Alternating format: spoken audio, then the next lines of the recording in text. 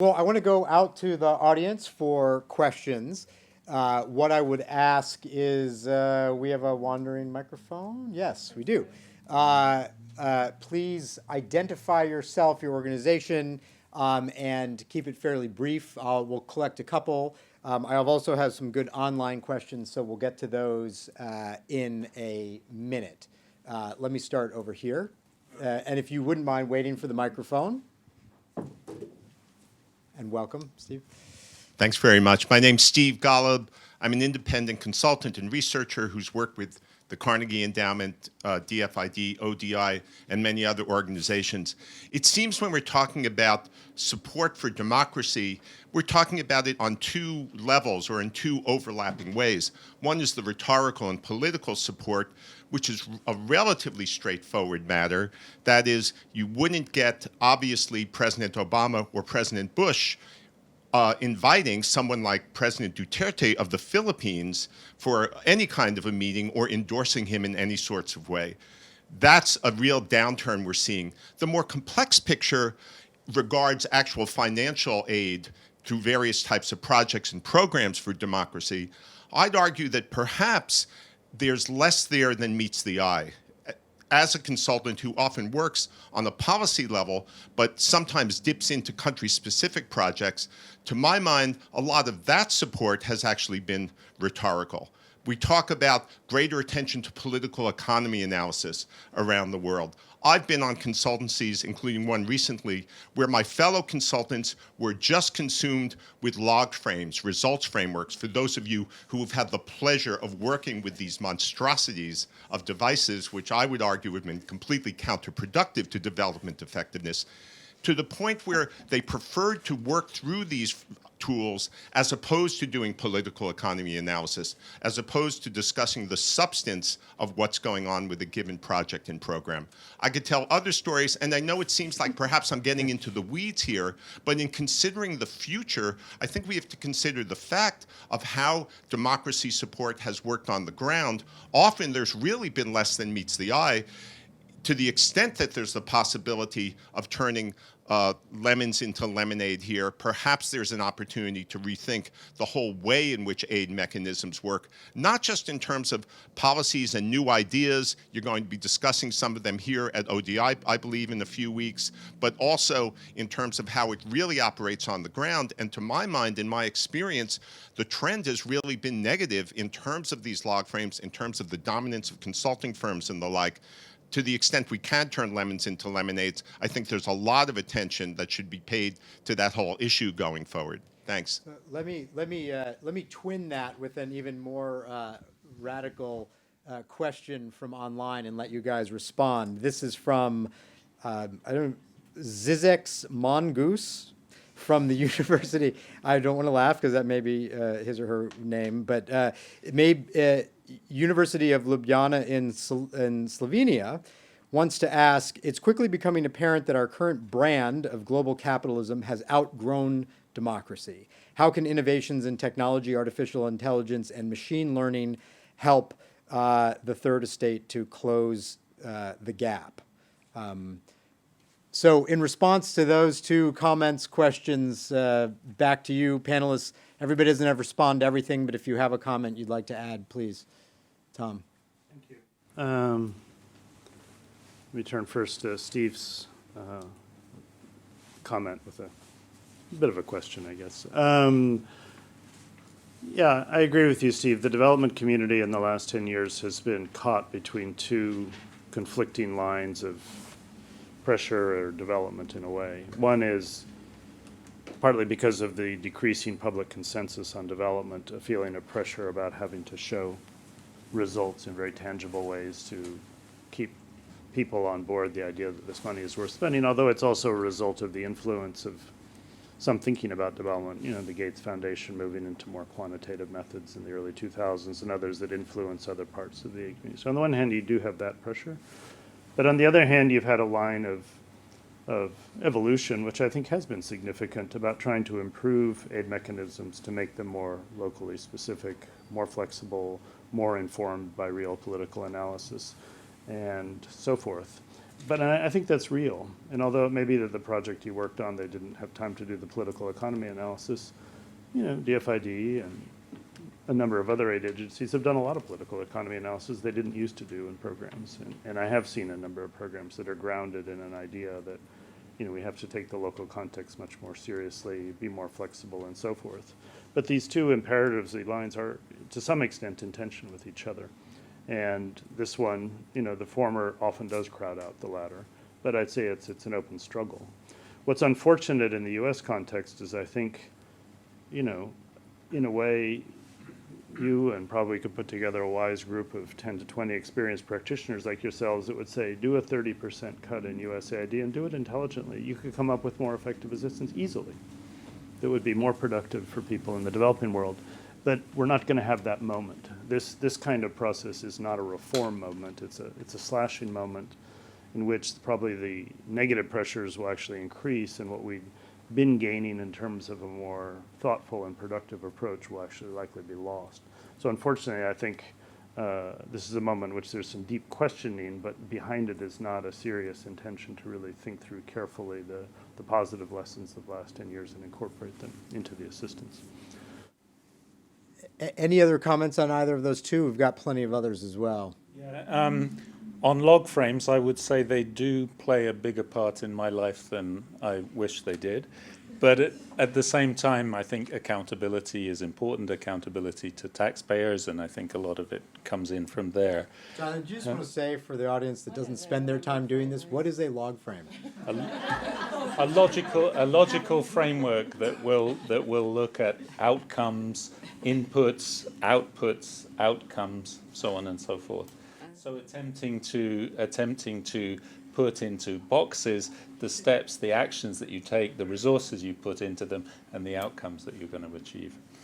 But I'm sure that Tom could describe it much more elegantly than me. In terms of international democracy support, I have worked in many different countries and projects, and some of them, I think, have probably not had a great payback, but many of them have, and the single most important thing to me is the opportunity that international democracy support provides for international sharing. So for people from countries where it would be very unlikely for them to have the chance to study what other models are carried out for democratic processes, democratic systems, to consider different models and to apply them in their own context. And I think that's something that's very, very difficult to do unless you have an international awareness of what's out there. Again, I don't think it's a matter of telling people what they need to do, but providing the opportunity to see different models, different ways in which countries, democratic systems address challenges within their processes and systems. In terms of the question from Ljubljana, which I guess the philosopher Slavoj Žižek comes from there, and I suppose that's one of his students is questioning democracy. I would say technology does have both positive possibilities and opportunities, and also clearly has dangers. In terms of the positive, I think technology clearly provides the opportunity for greater openness. It provides the basis on which citizens can, in fact, see how governance is being carried out. And on that note, I want to say that in Ukraine, May 19th and 20th, with the support of the Westminster Foundation for Democracy, which is represented here, the Ukrainian Parliament is hosting the World Open Parliament Conference and if you want to look at openparlconference.org, there's lots and lots of information there on how technology can improve democratic accountability, and the whole conference will be online. So there's a positive. That's great. And as a partial response and plug, we're having an event in a few weeks on universal basic income. And the reason that I raise that is because part of the reason that this question has become so popular in both rich and poor countries is the anticipation of the golden age of machines doing all of our jobs for us. So if you're interested in that subject, stay tuned.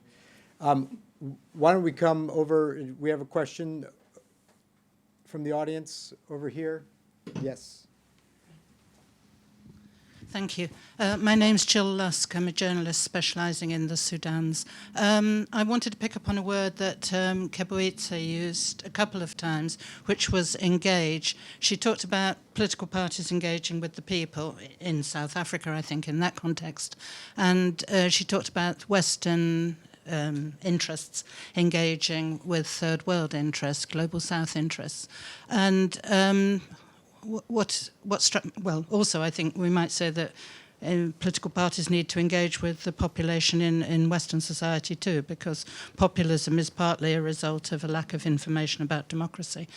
But anyway, what I wanted to pick up on was the politics of it. In my experience as a journalist, very few government officials, UN officials, or NGO workers that I've come across actually want to know or talk about the politics of the place where they're working in any context. I mean, even privately, they don't seem to consider that the substance of the politics matters very much. And surely that is what we're talking about here in terms of the engagement of, so outcomes, incomes, but I mean, yes, but no politics really. And the sharpest example of this that I'm aware of is that the European Union, now led, perhaps surprisingly at the moment, by Britain in this context, is engaging strongly with the government of Sudan theoretically on a security issue to stop migration and to stop Islamism. But in fact, it's engaging with the government, which is encouraging both. So, this is their form of engagement now. Thank you. Okay, thanks.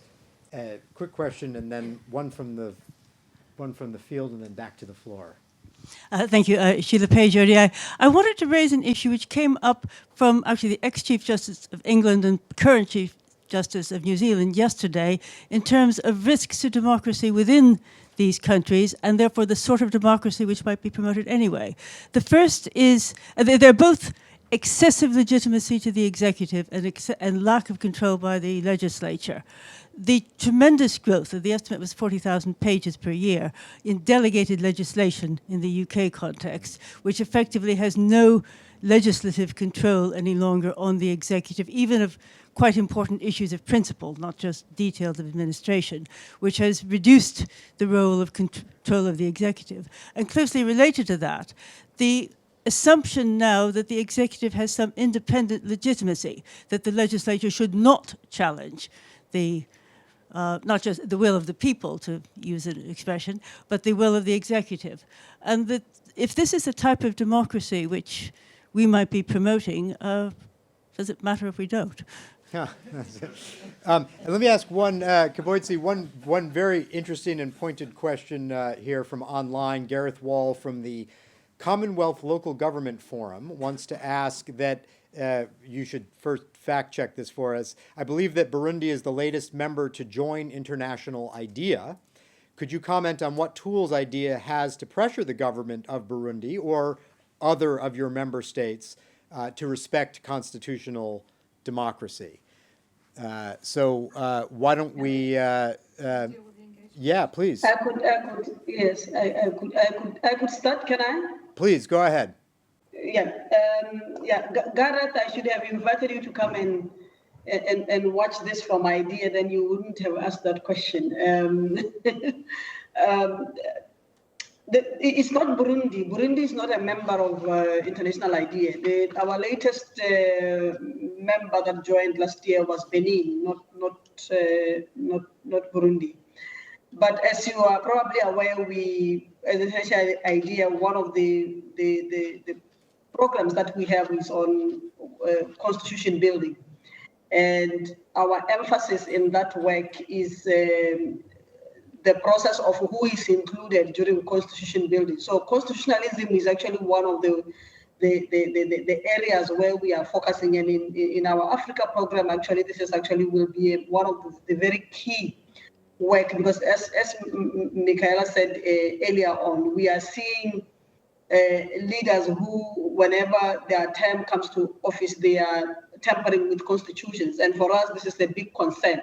And a lot of the work that we will be doing in Africa going forward will be focusing on this very issue of constitutionalism and inclusive constitutions. You might be interested in knowing that we are also recently coming up with an innovative tool or methodology for assessing the implementation of constitutions, which is something that we would like to encourage citizens, people living in a country, to be able to take up this tool and assess to what extent their constitutions are being implemented. Because often there is a big gap between, a constitution as a very good inclusive document that is there, but and also its implementation. And we think that this is an area that is often not looked on in terms of really systematically monitoring the implementation of the constitution. So this will be our contribution. We don't see it as a panacea, but we really think that if we can more and more encourage different actors within a country to be able to look more intently to the implementation of their constitution and propose reform agendas, that might actually be a useful way to do this. Going back to the issue of which one of the participants there asked about in political parties engaging, actually she is right by noting that even in the Western world, especially in Europe, the problem of the lack of engagement between political parties and citizens, and for me, this is exactly what I was talking about earlier. Because even when you look at political party memberships in Europe, they are so low, and that is in itself a problem that causes that actually is an example of where the disconnect is, and where some of the political parties, even here in Europe and including here in Sweden, are beginning to actually look at this and saying, how can we re-engage with the citizens? And some of the reasons why this engagement has happened is that political parties have had now access, not just in Europe, they are having access to resources outside of their membership. In the past, they depended on their memberships for membership fees, but now they also have access to resources, some of it even public funding, which I think as a result ended up also contributing to this disconnect between people and their political parties. So for us, it's very important that that connection, the relationship is rebuilt between political parties, whether they are in Europe or elsewhere, with the citizens. Yeah. Thanks, Kawesi. So we're coming short on time, so I'm going to run down the line here, starting with you, about 2 minutes each, either in response to those questions or final things that you wanted to bring to them. I was just going to respond on the issue of engagement, which is that I think the aid industry also has a democratic deficit right now. When I first was writing about the World Bank, the IMF, and foreign aid in Africa, you used to be able to call up a World Bank office director, and he would give you a briefing as a journalist. The IMF were having press conferences in Nairobi. Kim Jaycox gave a major press conference in Kenya when he passed through. And similarly, Claire Short and Andrew Mitchell were confident, very proud of what they were doing, believed in what they were doing, and were very answerable to journalists. I believe, try and get an interview with the World Bank, a country director now, and you'll spend a long time, and I have spent a long time doing it. I've also spent a long time trying to get DFID to talk to me. The doors are closed, and in Britain in particular, I would say that having 0.7% written into legislation means that people feel they're not accountable, and they don't, DFID doesn't feel it has to account for that. When did we last see Priti Patel giving an interview about what she's doing at DFID? Has she ever done that? When did we see Justin Greening doing that? These are major, major budgets. They're ring-fenced, they're written down in English legislation, and therefore nobody has to answer for them. So I think the democratic deficit goes to the heart of the aid industry as well. Jonathan. I wanted to respond to the question about balance of power between parliaments and executives. I agree completely that that strong parliaments are critical to successful democracies. One of the areas in which there is robust research evidence, it is that there is a close correlation between strong parliaments and stable and effective democracies. And I suppose I would say that's why I work in the area of parliamentary development. That's me. Tom? I agree that the international development community is at a turning point, that there are really long-term structural reasons why the Western consensus on development assistance and the development endeavor is in fundamental question, both because of the feeling that, hey, lots of problems at home, why should we spend it abroad, as well as do we really know what we're doing and can we prove it? Those are the two things that are driving it. And I think we will see over the next 5 to 10 years some kind of large set of institutional changes that result in a development community that looks quite different 10 years from now than what we do. It'll clearly have a greater focus on security for security's sake, and it'll probably have some other changes.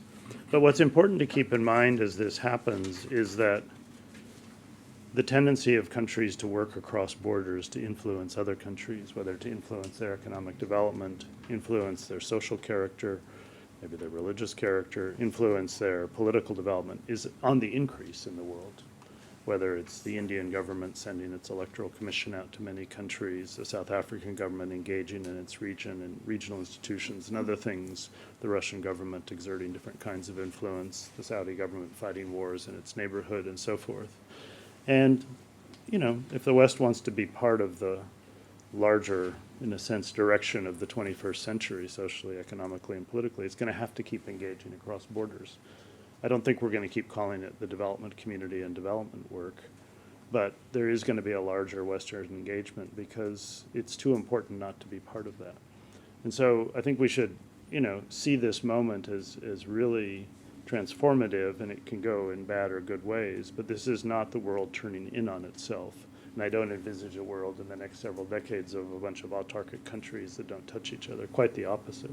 It's much more and more an active marketplace of all different kinds, and technology is fueling that. And the eruptions of sovereignty and xenophobia and nationalism we see is a symptom of that, but it's not going to stop it.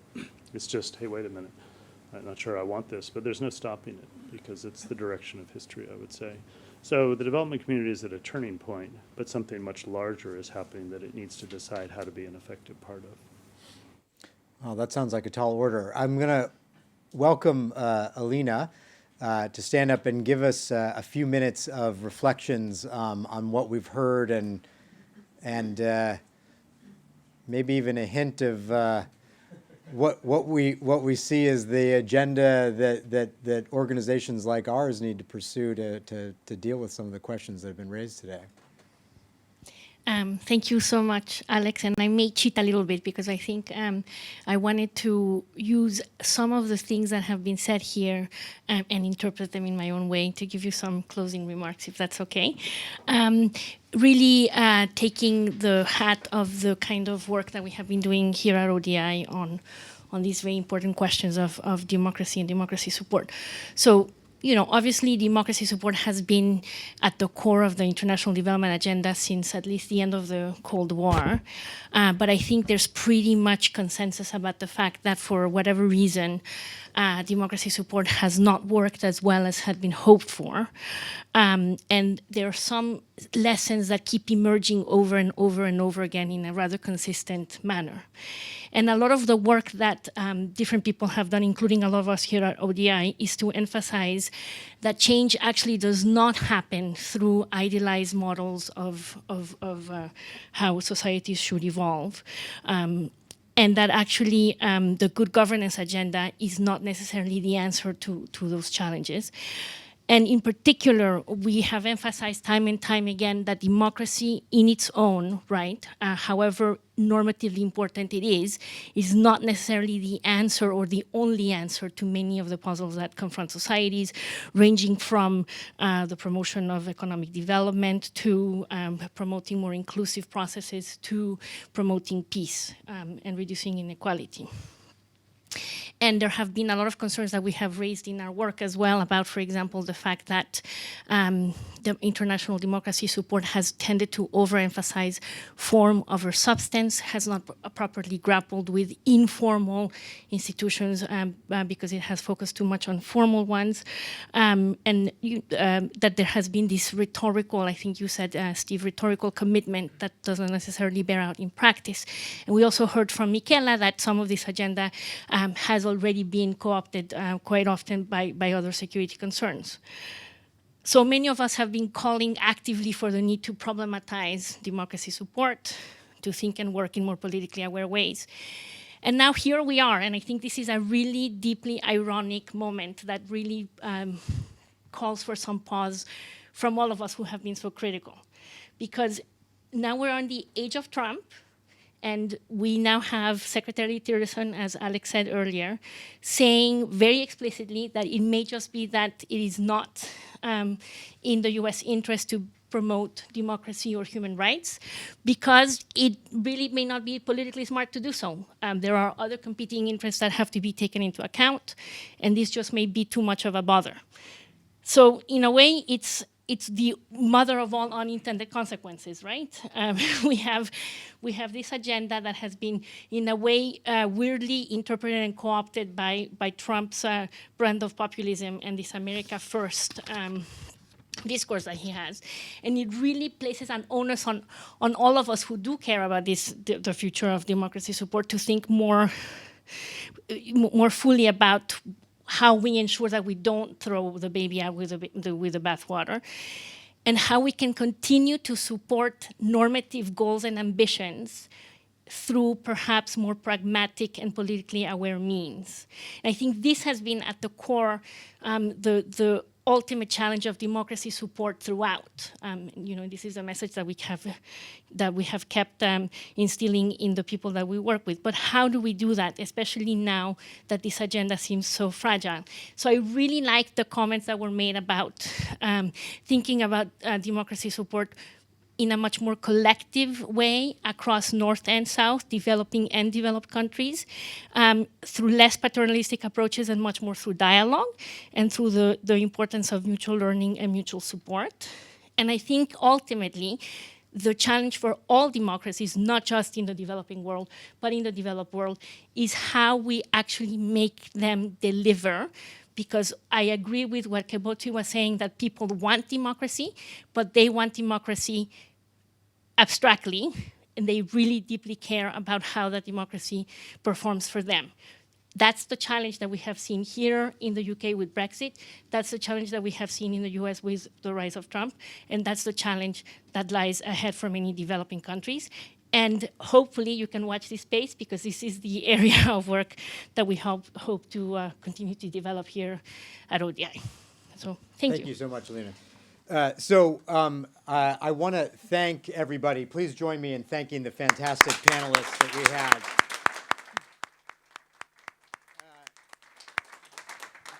I can't help but conclude, at least with something slightly positive, which is that if there's anything that we draw from this, it's probably the message of don't let a good crisis go to waste. We all know that there are serious challenges with democracy and human rights and the support over time for those things. But at the same time, it's never too late to do the right thing, and we can improve what we're doing. As the means of a commercial break, to end on what Alina said, we do a lot of work here at the Institute on doing development differently. So if you're out there, or some future, we've got some great professionals here in the audience. If you're out there in the future, or your friends scratching your head, or what do we do about this? How do we actually make this change and deal with our own democracy deficits at home as well as abroad? Think about looking at and joining in on some of the work that we've been doing on doing development differently that can hopefully help to make some of those changes. Thank you so much.